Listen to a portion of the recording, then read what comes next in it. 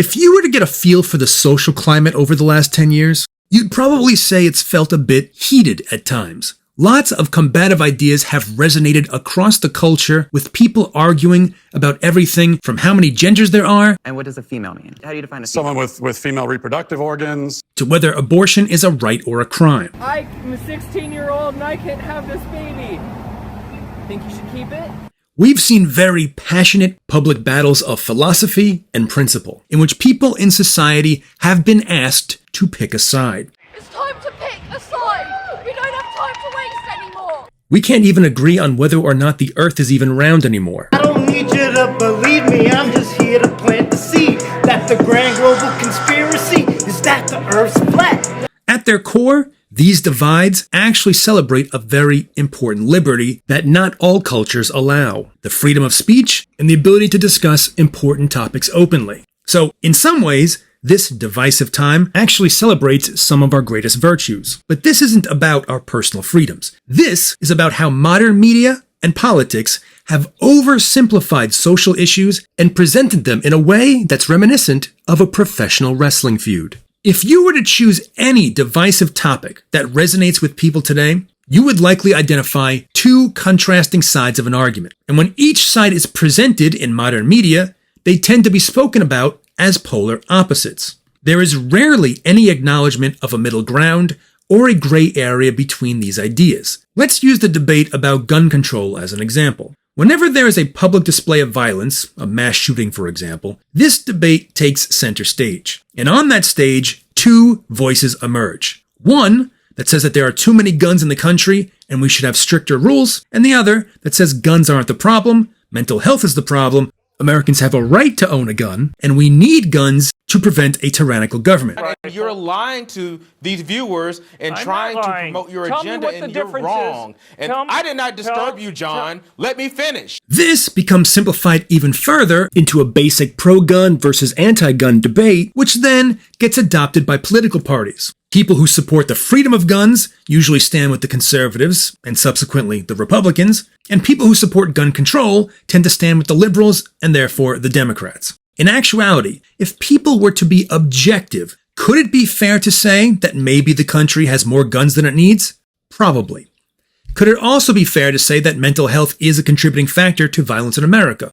Probably. Is it possible that somewhere within the gray zone, some wise philosopher with no political affiliations could see a possible solution to this issue? Probably.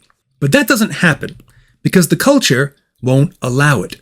Gray area is where nuance lies, but nuance is too complex for modern media and modern politics. So ideas become polarized and presented in their most extreme form. This is an example of what's called binary thinking. Binary thinking considers everything in terms of either or, right or wrong, good or bad. It doesn't take into account shades of gray, and it dismisses alternative ideas.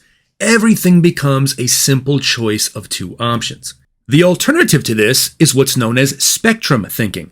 Spectrum thinking considers issues on a spectrum, considering multiple options, alternatives, and possibilities that sit in the gray zone. If you think about a spectrum of color, you can imagine how many different shades of every color there is. Life is often just as complex as the color wheel. But that makes issues more difficult to address or categorize than simply differentiating between black and white. A common example given to demonstrate the flaws of binary thinking is when you address an issue like alcoholism. If you ask somebody who drinks a lot if they have a drinking problem, you're essentially asking a yes or no question. It requires one of two answers. This is part of why it can be so difficult to get an alcoholic to admit they have a drinking problem. If Bob drinks a 12-pack of beer every night, most medical professionals would likely agree that he might be drinking too much. But in Bob's mind, he might be in complete control. He might tell himself that he just enjoys drinking and that he can quit anytime he wants. He might compare himself to his buddy, Billy the Boozer, who drinks a fifth of vodka every night, calls out late to work, and often wakes up with ketchup and a half-eaten burger on his chest. Bob might tell himself, Bill has a problem. I don't miss work, and I don't swim in ketchup, so I'm fine. But by looking at the situation on a spectrum, you can acknowledge that there are different shades of alcoholism. There's a scale. And just because you don't miss work or puke on yourself every night doesn't mean that you don't have a problem. It doesn't mean that you shouldn't stop drinking. Spectrum thinking allows for nuance and complexity that binary thinking just doesn't allow. You'd think that spectrum thinking is what we would embrace as an intelligent species. However, nowadays it seems like binary thinking is at the core of every debate, conversation, argument, or occurrence presented in the media. Every issue comes down to a clash of two opposing ideas, even if the solution lies somewhere in the middle ground. But why has this happened? Humans are advanced, intelligent creatures capable of spectrum thinking. So why have media embraced binary thinking instead? For multiple reasons. The first is simplicity. Presenting complex topics as a binary choice can make it easier for the audience to understand and engage with the issues. It has been scientifically proven that people tend to get overwhelmed when they are offered multiple options. This is often referred to as choice overload, or the paradox of choice. When humans are confronted with multiple options, they tend to be unsure of what to choose. So not only do they take longer to make a decision, they also tend to regret whatever decision they did make. Think about going into an ice cream shop with 32 different flavors. If you decide on cherry chocolate, even if cherry chocolate is amazing, there's a good chance you'll leave the shop regretting the choice you made, instead wishing that you had made another choice. Oh, damn it, I should have gotten mint vanilla. Having a multitude of options tends to be mentally fatiguing for people, and it drains their willpower to make similar decisions in the future. When you're given multiple options, the brain tries to simplify it as best as possible. So for example, if you have to make a choice of multiple ice cream flavors, you might first break it down into fruit flavored versus not fruit flavored. Which one do you want? Just to get rid of some of the options in order to simplify the decision. People tend to think in binary terms to avoid complexity. So when media present ideas in simple terms, they're trying to make it easier for their audience to understand. They don't want their audience to feel mental fatigue. So by presenting issues in very simplistic ways, they'll ensure that their audience can follow along, and from their perspective, they'll likely grab a larger audience than they would if they were to complicate things. If what they present is too complex, people who do not like complexity will not tune in. So when media present complex issues as binary ones, it makes the complex ideas easier to digest. But the drawback is that it simplifies the issues and it creates polarization. Polarization referring to the concept that everybody gets placed into two contrasting groups. Another reason this happens is because of sensationalism. Sensationalism refers to when news organizations report stories in a shocking or exciting way in order to get interest. And people often do it at the expense of accuracy. So in other words, a lot of news stations will report on stories that they think will make people interested or excited. And they'll discuss those stories in a way that will evoke an emotional response. Anger, outrage, and curiosity being amongst the most common responses they look for. And they'll do this even if what they're reporting is incorrect. When people have an emotional connection to information, they tend to keep watching or keep reading, which is exactly what media want.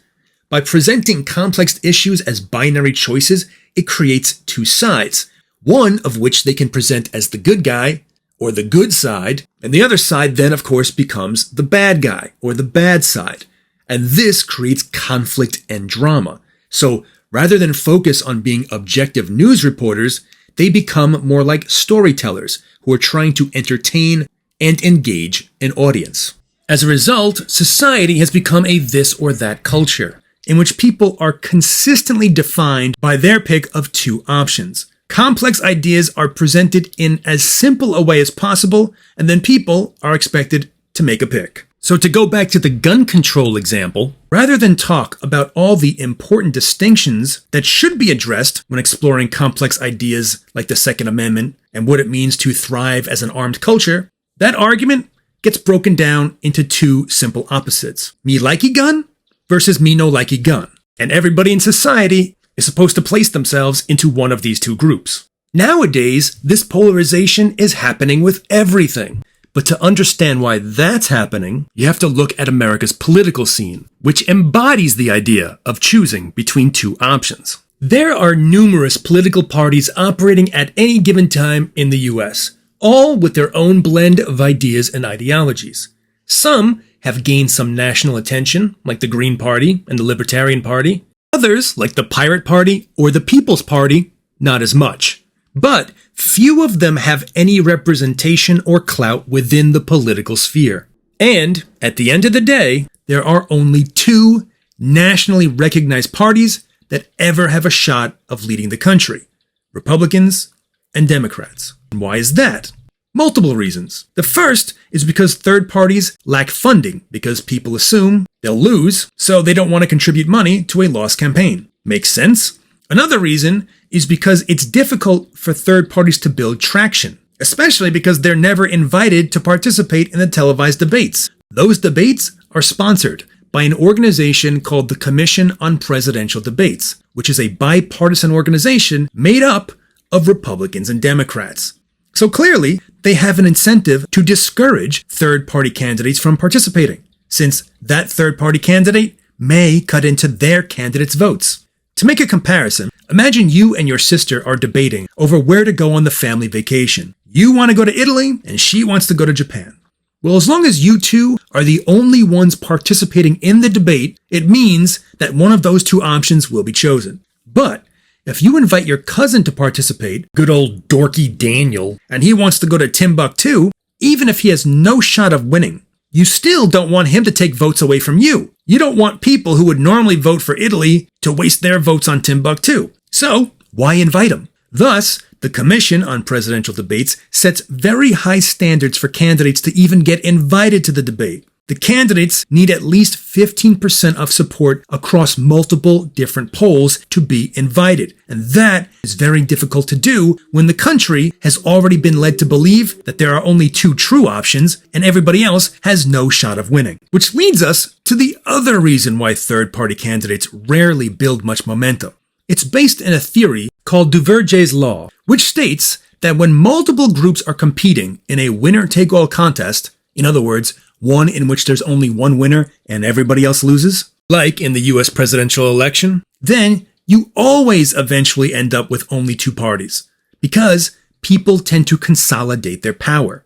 What tends to happen is people in the party with the least momentum will likely abandon ship and put their vote behind a party that they think has a better chance of winning. And eventually, all the competitors will dwindle down until there are only two frontrunners. So people will withdraw their support from all the other parties and invest it in the party that at least has some chance of winning. And they'll do that even if they don't like who they're voting for, because they're trying to vote for the better of two evils. If there are two front-running candidates and they don't like either of them, they'll usually like one more than the other, so they'll vote for the one that they think is the least bad. This partially explains why today's political parties are the way they are. They're not just groups of ideologies, they're coalitions. Different factions within the US consolidate their power to try to win. For example, on the Republican side, you have people with conservative ideals, you have gun owners, you have religious Christians, you have those who don't believe in abortion. These groups come together and wield their collective influence. On the Democrat side, you have the liberals and some minority groups and people who are pro-choice and people who are anti-gun. It's not that all of these people share the same beliefs, it's that they want to team their beliefs up and come together, like Voltron, to create a superpower that will advocate for the things that they want. So somebody who's a gun owner will stand by the Christian conservative, and they'll take each other's back just because they need each other's support. Same as a pro-choice supporter and an anti-gun supporter. They'll stand by each other. There's strength in numbers. Thus, the diversity of American opinion has boiled down into just two options. Because nowadays, people don't advocate so much for their ideas as much as they simply advocate for whichever coalition supports their ideas. So if somebody is a big believer in pro-choice, then they're more likely to align with liberal ideals, because if they align with conservative ideals, then in some ways they're choosing the coalition that is going against the thing that they care about. And as a result, this all becomes an extension of people's identity. It's kind of like going to a restaurant and choosing between two prefixed meals. Imagine you had chicken and broccoli on one hand, steak and potatoes on the other. Well, maybe you want steak, but you also want broccoli. The problem is, you can't do both. You can only support one. So, if you really want the steak and that's what you care about, you'll accept the potatoes. This has had a tremendous impact on the American psyche because it has started eliminating shades of gray thinking and replaced it with oversimplified, prefixed political opinions. And now, since society's most difficult choices and most important decisions have been minimalized down to one of two options, it's easy for everything else to follow suit. And that is a big part of why so many things become political in the US. The easiest way to get support for an idea that you have is to affiliate yourself with one of the two political parties, either with the conservatives or the liberals, the Republicans or the Democrats. Once you align yourself with one of those, you have immediately aligned yourself with half the country.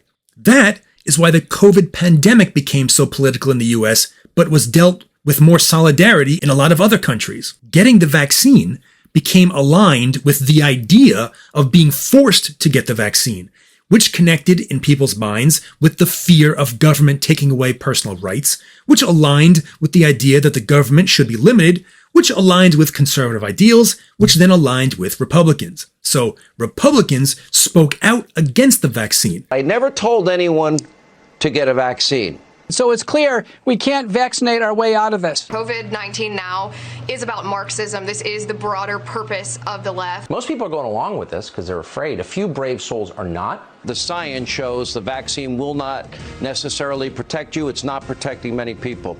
And by default, those who supported the vaccine became aligned with liberals and Democrats, even if they never said a word. So people are now being associated with a political group just based on the decisions that they make, even if those decisions have nothing to do with politics. This is why so much in the country becomes polarizing, because ideas are attached to political parties. And once an idea is attached to the political party, then people in that party will tend to embrace it as part of the coalition that supports the things that they care about. I should have been listening to doctors and nurses and medical professionals instead of my political algorithms. And so is it mostly Facebook where you were getting sort of these messages? Yes, 95% of what I got was through my algorithms and friends on Facebook. And I can tell you, when I started telling people, you need to consider this vaccine and you need to stop politicizing this, I lost a lot of friends. And the more hardcore you were, I had some really ugly things said to me. Thus, the middle ground disappears and we are left with binary options for almost everything. And that leaves people feeling pressured to choose one side or the other, regardless of gray area or middle ground. We have become a very Coke versus Pepsi culture. And even if you prefer RC Cola is not part of the debate. So you're encouraged to pick Coke or Pepsi. And whichever one you do decide, you become part of that group and you embrace whatever that group embraces. These allegiances relate to a concept called neo-tribalism, which is a sociological term that argues that human beings have evolved to live in a tribal society as opposed to a mass society. In other words, even though people live in a larger society, they like to think and be part of a smaller group within that large society because it helps them develop their unique identity, it gives them certain beliefs to embrace, and it gives them a community with which to embrace them. So one of the biggest reasons why things are so polarizing today is because people like simplicity and they like to be part of a group. Thus, ideas are presented in a simple way and affiliated with different groups. This is the way opposing ideas have been presented across both mass media and social media the last several years. And it's why it always seems like there's some divisiveness brewing, because everybody's part of a group. And if you're not part of their group, then by default you are part of the other group, even if you're not aware of it. If you aren't with us, then let me tell you why you should be with us. But just know, if you're not with us, then you're against us. And as a result, we're living in a very strange time. A time where we are encouraged to choose polarized ideas simply because the middle ground is not addressed anymore. The media perpetuates this tribalism, not because they care about what people like, but they do care about what people watch and what people buy. Mass media, TV for example, want you to keep watching their shows. TV is a business. News is one of its biggest draws. So, it wants high ratings. High ratings allow it to charge more for advertising. So they will do what it takes to keep people on their channel. In order to do that, they know they have to be engaging, which is why they focus less on information nowadays and much more on entertainment. This is why news media has become so divisive. Once upon a time, news media was more objective. It didn't matter what channel you got your news from. It was all the same information. But now that's changed. People are loyal to their brand of news channel. And it's not news that's popular. It's people's opinions on the news that have become popular. So that's what news channels show more of, to keep people watching. That is part of what made Fox News so popular. They became the channel that reports on news with a conservative perspective. And in an attempt to achieve similar success, MSNBC emerged as the channel that reports news with a more liberal perspective. So now, conservatives watch Fox, liberals watch MSNBC, when once upon a time, people just watched the news. Walter Cronkite, one of TV's first famous news reporters, was seen as a purveyor of news. Somebody who was knowledgeable, not somebody who was choosing sides. Clearly, times have changed. From Dallas, Texas, the flash, apparently official, President Kennedy died at 1 p.m. Central Standard Time, 2 o'clock Eastern Standard Time, some 38 minutes ago. But it's not just mass media that perpetuates the tribalism, it's social media too. Social media also wants to keep you on their sites, so they will show you what you want to see. When you go on social media and you click an article about a certain topic or one that expresses a certain opinion, the social media algorithm will show you more of that same subject or more of that same opinion because it assumes you like it. They don't care if you see objective reality, they only care about your presence on the platform because your presence on the platform keeps them relevant and it gets them ad dollars. This creates what's known as an echo chamber. An echo chamber is an environment where a person is only exposed to their own beliefs and opinions, without much exposure to opposing or alternative ideas. This, in turn, further convinces them that their opinions are not opinions, but are actually truths. They are right. Everything they see and read reinforces that they are right. Enough said. And therein lies the issue. These echo chambers have become our own personal versions of yes men. We are surrounded by media that reinforce our ideas, that tell us that we're right. On top of that, we choose friends who likely have similar beliefs as us, so we see similar things posted from them as well. This creates a lack of objectivity. Again, our opinion becomes our truth. And if this is our truth, those who say otherwise are not telling the truth.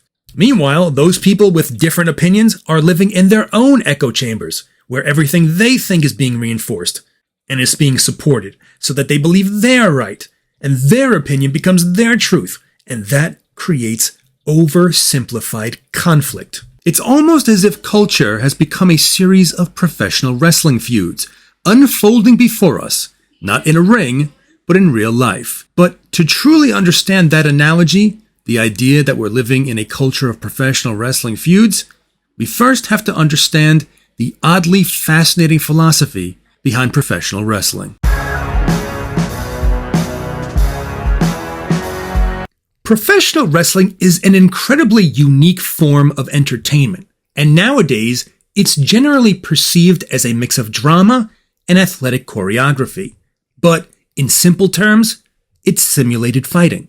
And on the surface, if aliens were to come down and look at what professional wrestling is, they'd likely consider it to be the sign of an advanced culture. What? Advanced? Yes. As silly as wrestling may seem at times, it could be argued, theoretically, that this is the performance of an intelligent species. Think about it. Modern human beings have ingrained in them a curiosity about violence and conflict. And this is why people watch boxing, MMA, and UFC. It's also why they watch schoolyard fights and crashes and explosions and nature videos where some lion is eating a deer or some bear is eating a salmon. Oh yeah, the bear eats a salmon episode.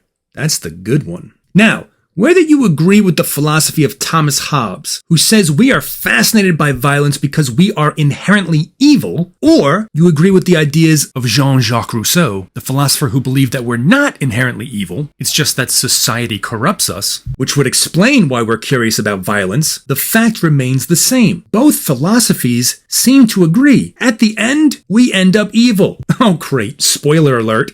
Now, whether it's gratuitous violence, like you'd see in a Die Hard film, or restrained violence, like you'd see in 50 Shades of Grey, or verbal violence, like you'd see with an insult comic, we tend to find entertainment in violence. But our society also frowns upon violence. Most cultures aim to be peaceful and harmonious. Harmony is the human ideal, according to most philosophies and ideologies and religions. So, we kind of like violence, but we kinda don't want it to be a thing.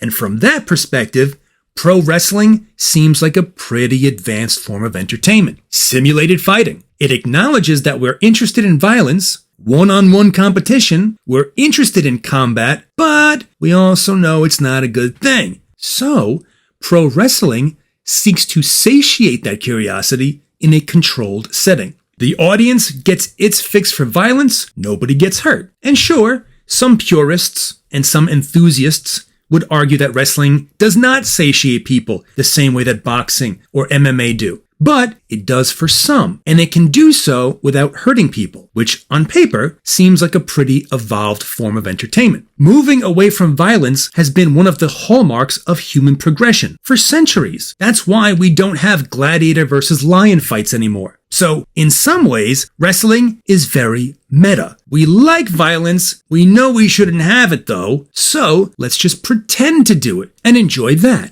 It's like tofurkey. Now, vegetarians may like eating birds. I don't know. But if they do eat a bird, they probably feel like they shouldn't. So they create a non-violent version of birds, made of tofu. And yes, some would say that tofurkey does not satiate the taste for meat the same way that normal turkey does, but it does for some. The point is, it's a creation designed to address a human trait, that some people do not support violence. Tofurkey addresses violence against animals. Pro wrestling addresses violence against people. Now, that wasn't its intention, but still, that is what it does. So, the point of all this is to simply remember that pro wrestling is tofurkey. So, pro wrestling seems like an advanced civilization's entertainment, and yet, ironically, for much of its existence, fair or not, pro wrestling has been considered lowbrow entertainment. It has traditionally been geared towards those with the lowest IQ in society. That's not to say that wrestling fans are not intelligent. There are plenty of intelligent people who have been fans of professional wrestling. But the organizations that offer wrestling have traditionally geared themselves towards feeble-minded audiences because, although I could make an argument that it is an advanced form of entertainment, for the evolved sports fan, pro wrestling never sought to be that. They never sought to be evolutionary. Pro wrestling was created because it sought to be dishonest. Yeah, early professional wrestling built its name on deception. In the early 1900s, there were plenty of these strongman competitors and shoot fighters that would compete at carnivals and fairs to make money in legitimate competitions. But one of the reasons pro wrestling became choreographed is because crowds would get bored watching two guys wrestle around on the ground forever. And that's not a knock against wrestling. Wrestling requires tremendous strength, cardio, and skill. And wrestlers are deceptively fit athletes. But if you think about it, traditional wrestling is basically two men playing a game of hold me down. That's the objective, for one human to hold down another human. And that is one of the reasons amateur wrestling is not big business. At least not in the way some of the more mainstream sports are. A casual viewer who doesn't know all the rules typically won't understand what they're looking at. It's not intuitive to the casual viewer who doesn't understand the scoring or the techniques of the sport. So to the average viewer, they're watching two people roll around on the ground, and the average person would likely consider that boring, and boring sports don't sell. At least not as well as action-packed sports do. And that is why pro wrestling became a thing. There were more legitimate wrestling contests that took place in the early 20th century that involved guys like Frank Gotch and George Hackenschmidt. But the problem was, sometimes they lasted for hours, and sometimes they never even resulted in a victory. Imagine that. Two grown men playing a game of hold me down for hours and nobody even wins. To truly understand how dull that can be from a modern perspective, check out the Royce Gracie versus Ken Shamrock fight from the early days of the UFC. It was at UFC 5. These two great fighters were locked in combat in what was billed as a super fight, but in actuality, they may as well have called it Gracie versus Shamrock. An endless fun. For over half an hour, these two guys, who are definitely awesome athletes, amazing fighters, but for half an hour, these guys were locked in the cuddle of doom, and it wasn't fun to watch. It didn't satiate any desire for athletic contests, and lots of people didn't even order the next pay-per-view. UFC 5 had 260,000 buys. UFC 6 had 240,000. That's 20,000 people that fell asleep during UFC 5. I mean, super fight, more like a slumber fight if you know what I'm saying, and I think you do. UFC has since evolved to try to encourage more competitive matches by introducing rounds and time limits, and by giving bonuses that encourage more competitive fighting. But that fight, Gracie versus Shamrock, is likely a decent representation of why original wrestling contests lost people's interest. Thus, pro wrestling began choreographing matches so that they could essentially better control the audience reaction and make more money. If people thought that the matches were too long, okay, let's make sure that they're short. If they don't like the fact that there's not a winner, let's make sure there's a winner. But wrestling learned one other lesson that only some boxing and fighting organizations have since learned, or at least have since embraced. And that is the fact that athletic competitions sell a lot better when there are clearly defined characters and relatable conflicts involved. Muhammad Ali was a great boxer, so was Mike Tyson, but their athleticism alone is not what made them stars. They became characters. They were brash, cocky, and outspoken. I'm experienced now, professional. Jaws been broke, been knocked down a couple times. Bad. Been chopping trees. I done something new for this fight. I done wrestled with an alligator. That's right. I have wrestled with an alligator. I done tussled with a whale. I done handcuffed lightning, throw thunder in jail. That's bad. Only last week, I murdered a rock, injured a stone, hospitalized a brick. I'm so mean, I make medicine sick. I was gonna rip his heart out. I'm the best ever. I'm the most brutal and vicious and most ruthless champion there's ever been. There's no one can stop me. Lynx is a conqueror. No, I'm Alexander. He's no Alexander. I'm the best ever. There's never been anybody as ruthless. I'm Sonny Liston. I'm Jack Dempsey. There's no one like me. I'm from Nairclaw. There's no one that can match me. My style is impetuous. My defense is impregnable. And I'm just ferocious. I want your heart. I want to eat his children. Praise be to Allah. So people began to watch their fights even if they weren't fans of the sport, either because they admired them and wanted to support them, or because they didn't like them and they wanted to watch them lose. Wrestling was one of the first sports to learn that people would pay to watch somebody lose. And Muhammad Ali actually credited wrestling with being one of the inspirations for his persona. I saw a wrestler once named Gorgeous George, and the place was jam-packed with people. Cars was lined up for miles. They hated Gorgeous George. They wanted him beat, but they paid $100 for a ringside seat. So I got this from Gorgeous George. I said, this is a good idea. Look, he's getting rich. So I start talking, I am the greatest. And we see similar things now in the UFC with guys like Conor McGregor, who presents himself as brash and irreverent. Or John Jones, who's widely considered to be one of the greatest MMA fighters of all time, but who's become a bit of a villain after multiple drug test failures. So he leans into it. Or even a guy like Floyd Mayweather, who is amongst the highest paid boxers of all time, partially because he marketed himself as a cocky villain. But it's more like you got A-level, he's an A-level fighter. He's just not in the Mayweather league. Wrestling sells characters and conflicts. When boxing and UFC follow suit, they do pretty well at the box office too. Some of the top-selling UFC pay-per-views of all time involve Conor McGregor, Nate Diaz, who's become a beloved anti-hero. Hey, I'm not surprised, motherfucker. And Brock Lesnar, who is also a villain and a real-life pro wrestler.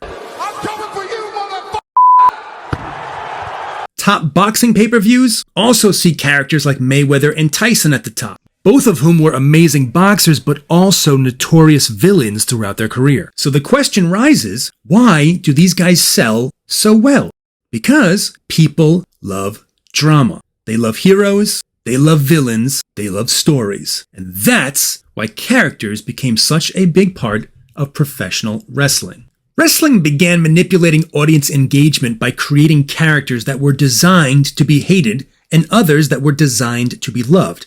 They turned the sport into a theater of good versus bad. One of the first popular wrestling characters was a guy named Gorgeous George, who presented himself as an effeminate, haughty pretty boy, and thus inspired audiences of average guys to dislike him, especially during the old days when cross-dressing wasn't accepted as a form of self-expression.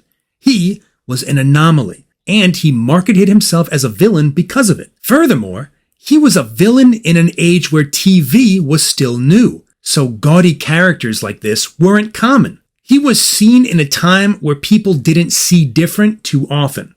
To put it into context, imagine you were riding on a train and a guy dressed like a can of soda got on. What are you going to do? You're probably going to look away and politely try to stare at him while you're pretending to read your phone. Why? Because it's out of the ordinary.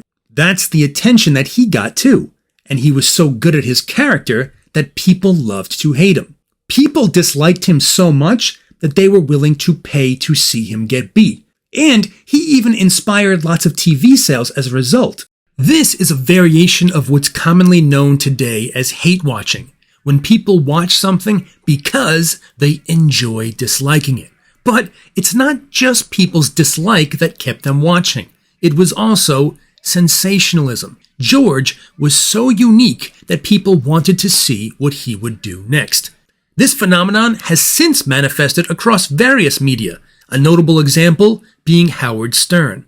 Howard Stern was the most popular radio host in the US for decades, and he presented himself as a lewd, rebellious truth speaker. He defined the term shock jock, which referred to radio hosts who used sensationalism to appeal to a wide audience. He was very opinionated, which made him a very divisive character, with his audience being comprised of people who enjoyed his persona and those who listened to him because they detested his persona. The average Stern hater listens for 2.5 hours a day. Look, but if they hate him, why do they listen? Most common answer, I want to see what he'll say next.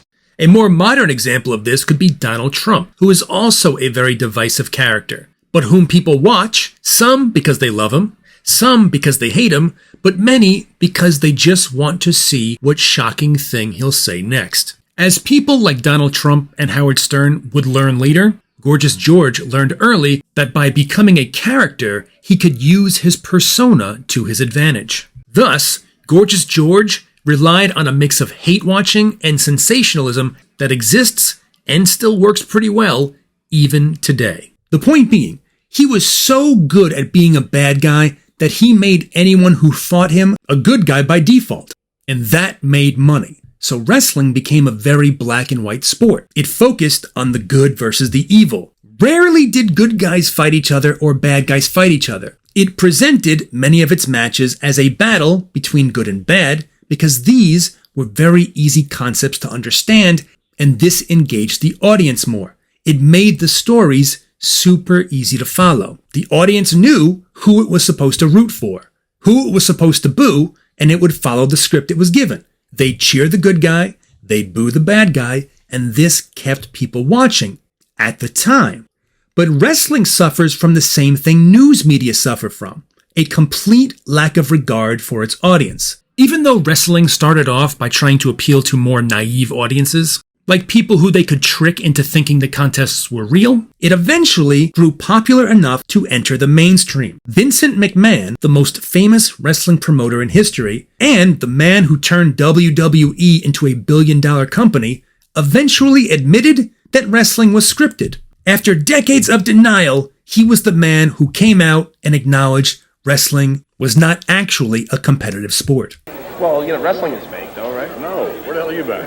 Oh, come on, What's the matter with you, huh? Wrestling is fake. Well, you know what I mean. It's I don't know what you mean. Well, it's entertainment. It's not real fighting, you know. Not. We in the WWF think that you, the audience, are quite frankly tired of having your intelligence insulted. We also think that you're tired of the same old simplistic theory of good guys versus bad guys. But despite admitting that it was entertainment-based, wrestling never grew beyond the simplistic black versus white, good guy versus bad guy story arc. It never matured, despite other forms of entertainment developing more nuance and complexity over the years. 50 years ago, good guy versus bad guy worked, partially because there was nothing else on TV, and all the storylines were simple and superficial back then. For example, on the sitcom I Love Lucy, one of the most popular TV shows of the early TV era, Lucy and her husband on the show, who happened to be her husband in real life, didn't even share a bed on TV. Because, that'd be suggestive. The characters on the show slept in different beds, despite the fact they were married on the show and in real life. The shows back then wanted to keep things simple. It was G-rated naivety at its best. But that's because it was a simpler time. As far as entertainment is concerned, people have since proven that they can handle more complex storytelling. Look at the popularity of shows over the last few decades. Breaking Bad, Walking Dead, The Wire, Sopranos, Game of Thrones. These are shows with complexity and nuance. Characters are blurred. Some heroes have flaws. Some villains are likable. Some characters walk the line between good and bad because that's more realistic. But for better or worse, wrestling still relies on very simplistic storytelling, much like modern media do. One important distinction being that wrestling appeals to kids, whereas news media are often primarily consumed by adults. Now, professional wrestling orchestrates feuds between two opposing forces, one flawlessly good and the other despicably evil. This is the general formula it follows.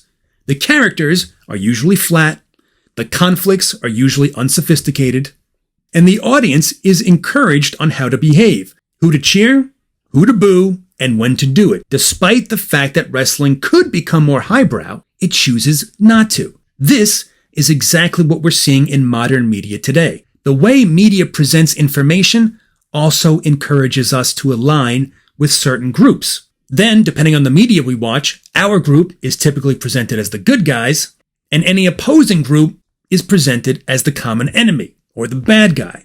Whether it be a person, or a place, or a thing, or just an idea.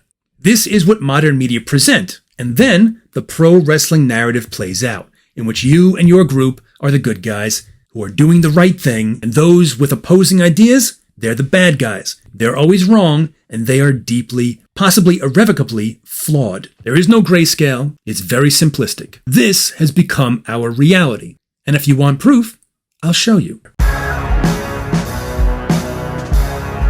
There are a plethora of real-world stories presented to us in news media the same way they are on professional wrestling shows. Not only are stories presented in black and white binary terms, the characters' roles also change depending on what channel you watch. The hero in one set of media could be a villain in another set of media. This happens quite regularly. For example, if you were to compare the news stories presented during Donald Trump's presidency, you'd see on one side, you have a large, vocal contingent of people who present this man as a bumbling idiot, with no couth and no clue. This is a tough hurricane, one of the wettest we've ever seen from the standpoint of water. Right now, if you Google the word idiot under images, a picture of Donald Trump comes up. I just did that. The narrative told about him from this perspective is that he is some boisterous moron that was voted into office on a fluke because he benefited from a country of voters that were frustrated with the political system. And while he was in office, he aimed to hijack democracy. The media that report on this perspective do so critically, continuing to paint him as an inept fool, a selfish narcissist, and an arrogant loudmouth that will do anything to seek people's approval and will hold a grudge against anyone who speaks out against him. In this version of events, he is a supervillain. The other narrative says the exact opposite. They claim that Trump is an uninhibited straight shooter and an outspoken leader who isn't afraid to question the status quo. He won because he's an outsider with good ideas and a great business acumen, and he's simply trying to restore America to its previous glory. How stupid are our leaders? How stupid are these politicians to allow this to happen? The media that report this perspective suggest that he's tough on international policy, he's big on boosting the economy, and he's not worried about watching what he says because he's a free speaker, a free thinker, and the free leader that we need. Donald Trump is not a politician. He's a leader. Politicians are a dime a dozen. Leaders are priceless. In this narrative, he's a hero, a true good guy. Now you could argue both of them have kernels of truth embedded within them, some more so than others, but even if one side was telling the 100% truth, it wouldn't matter, because the other side would never believe it. Both sides have been vilifying the other for so long that they've come to see each other as mortal enemies. We have been trained to stay loyal to our groups no matter what, and as such, we embrace whatever our group tells us is true. There is no objective source that people trust that they can turn to anymore. So, they embrace the generally simplistic storyline that their media tell them to believe. Just like pro wrestling. In both versions, a good guy has been created and a bad guy has been created. In the first version, the American people are the heroes and Trump is the villain. The conflict between them is clear. An egocentric dolt has hijacked the White House and the people must take it back. In a world where an egocentric dolt has hijacked the White House, the people must take it back. In the other version, Trump is the hero, and the anti-Trump movement is the villain.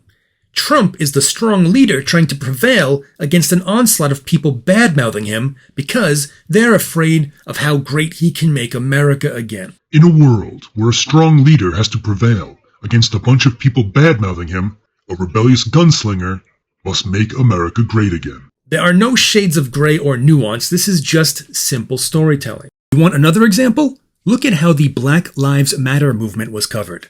The Black Lives Matter movement emerged as a group who wanted to bring awareness to police discrimination that exists against African Americans.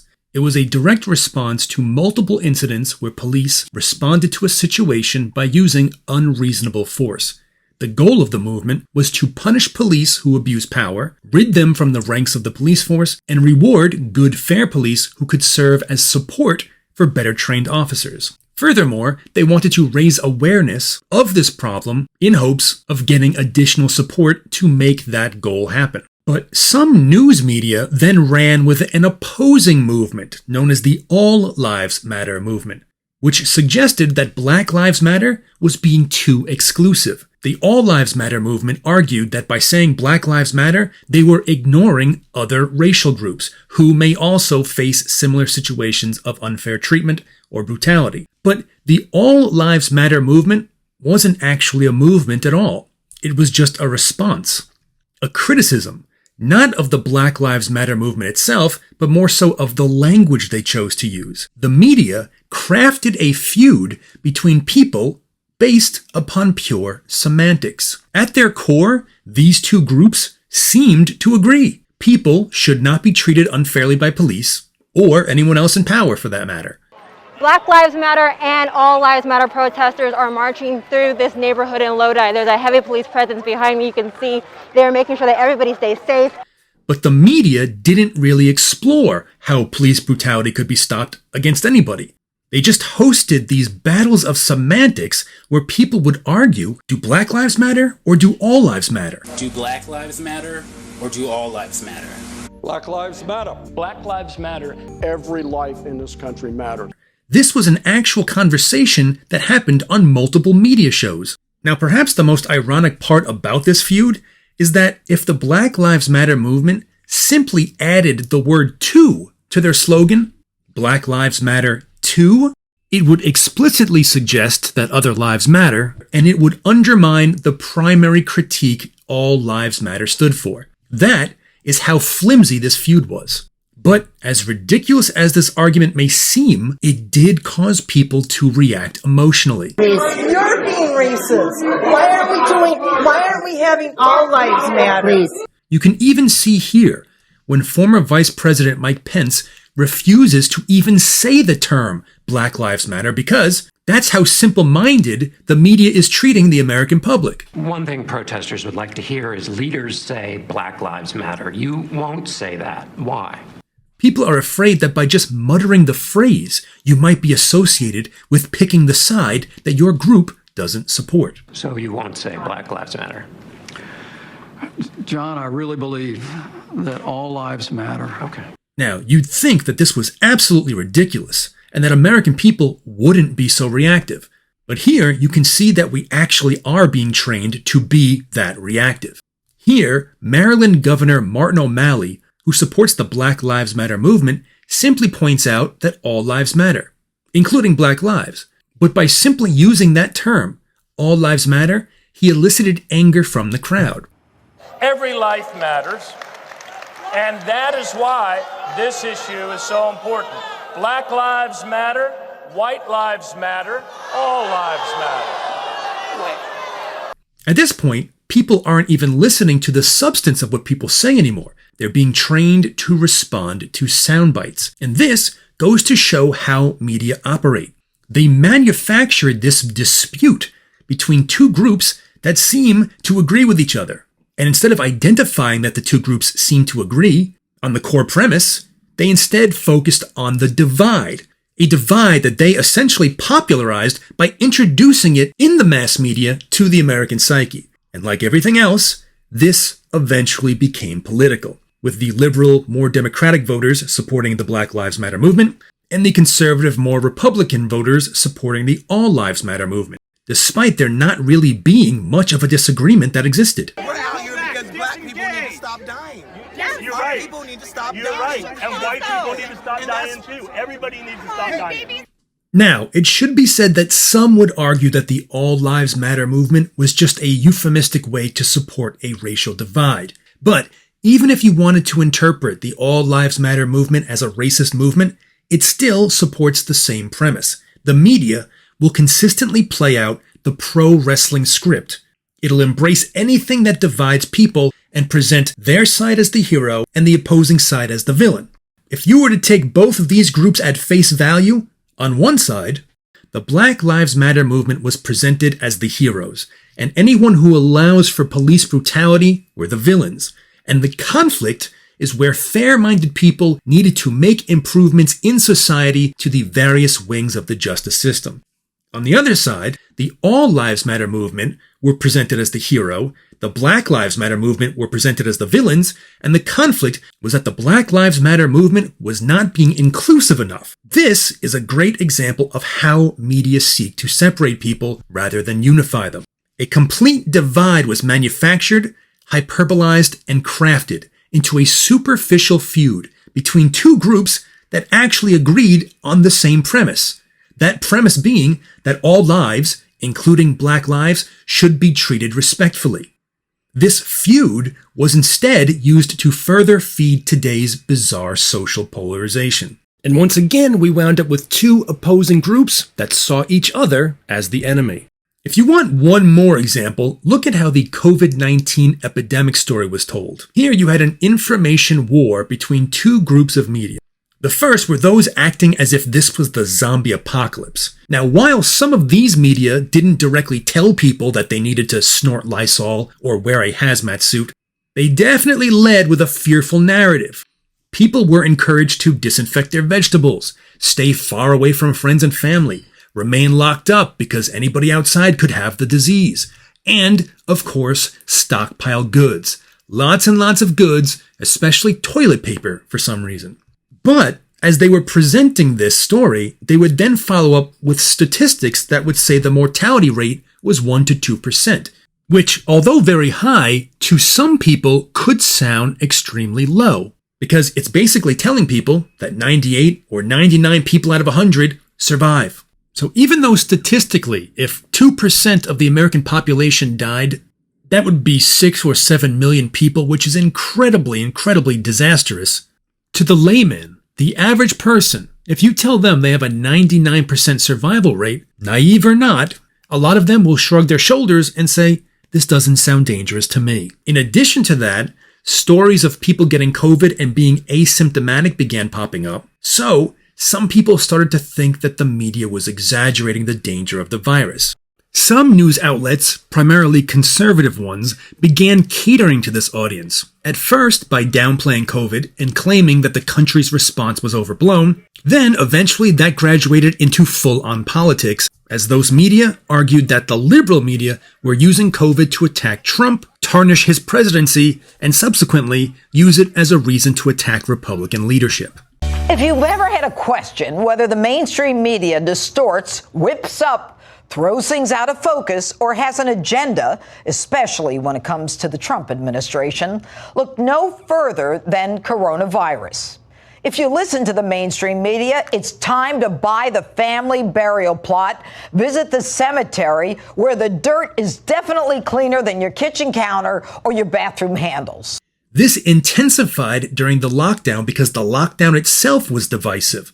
Those who already doubted the deadliness of the virus were questioning why they were being forced to stay home. The San Francisco Bay Area announced it'll be extending its lockdown until the end of May. That's 5 weeks from now.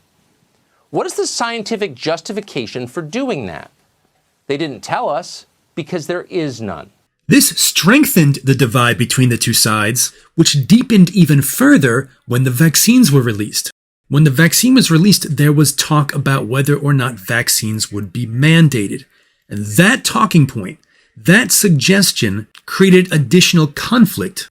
People who were already questioning the authenticity of COVID as a dangerous disease, and who were already miffed about losing their freedom to leave the house, responded passionately, openly stating that they would not take the vaccine. Some because they didn't trust a vaccine that hadn't been put through FDA trials. Others because they didn't believe in the deadliness of the virus, and some just because they didn't want to be told what to do. As a result, some media outlets catered to these people by doubling down and suggesting that taking the vaccine was not a good idea, and was just a way for the government to further control people. The point of mandatory vaccination is to identify the sincere Christians in the ranks, the free thinkers, the men with high testosterone levels, and anyone else who does not love Joe Biden, and make them leave immediately. So not getting the vaccine became a rebellious battle cry of those who were frustrated with the disease and never believed much in its lethalness anyhow. And I feel like a vaccination in a weird way is just generally kind of going against nature. Like, I mean, if there is some disease out there, maybe there's just an ebb and flow to life where something's supposed to wipe out a certain amount of people, and that's just kind of the way evolution goes. Vaccines kind of stand in the way of that. Not to mention that this all happened during an election year, which meant the disease became even more political than usual. The do not comply theme is kind of moving through social media. And people see the election coming up, and of course they're attaching it to that. With the handling of the disease becoming a chess game between the two political parties, where the Democrats claimed that the Republican president did a terrible job handling the disease, and the Republicans claiming that the Republican president did an amazing job and couldn't have done any better. The president doesn't even regularly acknowledge the huge loss of life that we've experienced here in the last 9 months. In fact, he has instead questioned whether that horrifying number is accurate. We start with the media mob's ongoing effort to now use a virus, an infectious disease, as a political weapon, all to bludgeon President Trump yet again. All of this together created two opposing realities. So now the first group believed that COVID was the enemy, the doctors and the scientists are the heroes, and the conflict is obviously a battle against nature. But the second group believed that those speaking out against the government were the heroes, the government itself was overstepping its boundaries and therefore they were the villain, and the conflict was battling a dishonest media machine. This example demonstrated in real time how deadly this pro-wrestling approach to news, politics, and life can be.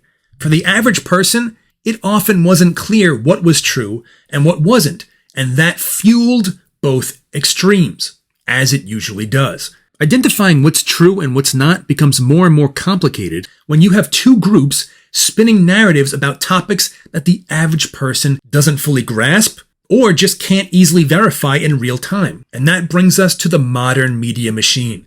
It doesn't matter what the story is. There is consistently two sides being presented for just about everything.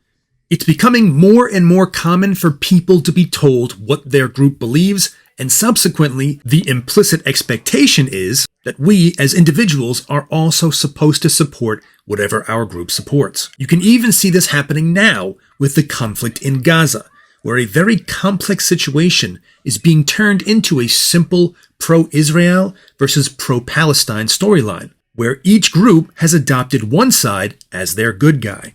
And even for people who are aware of this, they know that everything's become binary and they don't want simplified stories. They want to be more objective.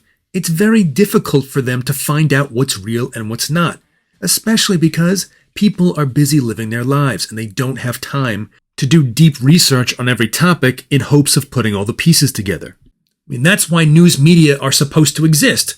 They are supposed to inform the people. That's why people trust what they're being told. But somewhere along the line, media stopped informing and started narrating instead. They aren't keeping people informed as much as they're reading their version of a bedtime story to the audience who chooses to tune in to their brand of storytelling. This leaves a good amount of the population split, with a lot of people believing one of two stories. Those two stories, of course, conflicting with each other. That leads to further animosity and division, which is encouraged in both mass media and on social media, and people are buying into it more and more, which continues to contribute to such divisive times. And as a result, we haven't just wound up with two political parties, we've wound up with two completely different realities, where every topic becomes divided into polar opposites. The nuances of the gray area in between, where people can sympathize and understand one another and build together, is non-existent. Everything is presented as a consistent battle between good and bad, because the media, much like the WWE, has determined that that is what's easiest for the audience to understand, and the most likely to keep them engaged. Subsequently, this is how media are presenting real life like a wrestling card, and we have become its audience. At the end of the day, pro wrestling presents a good versus bad storyline in hopes the audience will tune in to watch. Modern media, on the other hand, present a good versus bad storyline in hopes the audience will tune in to watch. So, maybe there is no difference. You decide for yourself. See you at the matches.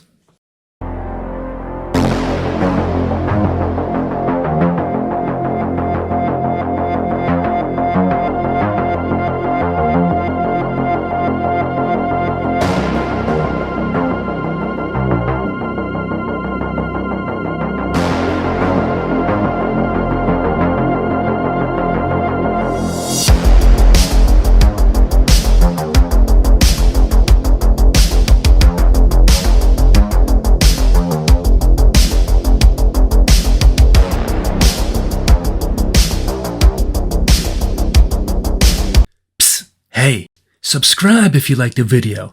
Come on, you know you wanna.